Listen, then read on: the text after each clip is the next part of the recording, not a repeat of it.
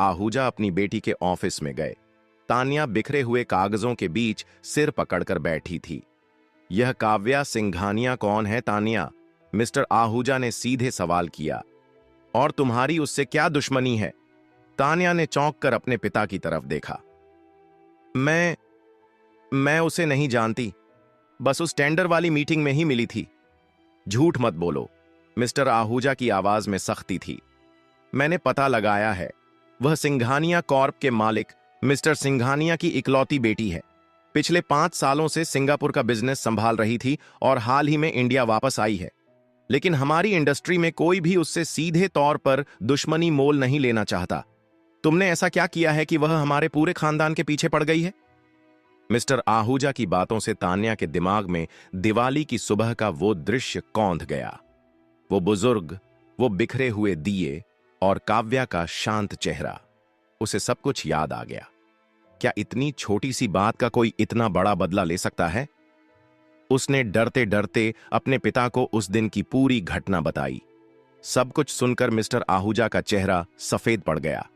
उन्हें अपनी बेटी की बेवकूफी पर गुस्सा भी आया और आने वाले तूफान का डर भी सताने लगा। उन्हें एहसास हो गया था कि यह सिर्फ एक व्यावसायिक लड़ाई नहीं थी, यह सम्मान और स्वाभिमान की लड़ाई थी जिसे उनकी बेटी ने शुरू किया था। उन्होंने बिना एक पल गंवाए अपना फोन निकाला और मिस्टर सिंघानिया का नंबर मिलाया। सालों पुराने व्यावसायिक संबंधों का वास्ता देकर उन्होंने उनसे बात करने की कोशिश की, माफी मांगी और कोई समाधान निकालने का आग्रह किया। फोन के दूसरी तरफ से मिस्टर सिंघानिया की गंभीर आवाज आई। आहूजा साहब, मेरी बेटी जो कर रही है सही कर रही है। उसने मुझे सब कुछ बताया था। आपने और आपकी बेटी ने जिसे मामूली दिए वाला समझा था, वह एक सेवानिवृत्त फौजी राम भरोसे जी हैं, जिन्होंने देश के लिए अपनी जान दांव पर लगाई थी। और आपकी बेटी ने चंद रुपयों के लिए उन्हें बीच सड़क पर जलील किया। कुछ घाव पैसों से नहीं भरते आहूजा साहब, उनका भुगतान पश्चाताप से ही होता है। यह सुनकर मिस्टर आहूजा ने फोन रखा तो उनके हाथ कांप रहे थे। उनका चेहरा पीला पड़ चुका था। वह अपनी कुर्सी पर धम्म से बैठ गए।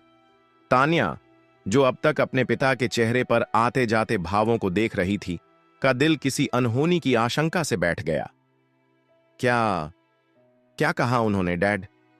उसकी आवाज में एक अनजाना सा डर था। मिस्टर आहूजा ने एक लंबी गहरी सांस ली, जैसे अपने अंदर के तूफान को काबू करने की कोशिश कर रहे हों। उन्होंने अपनी नजरें उठाईं और पहली बार अपनी बेटी को इस तरह देखा जैसे वह उसे जानते ही न हो। वह बुजुर्ग आदमी जिसे तुमने भिखारी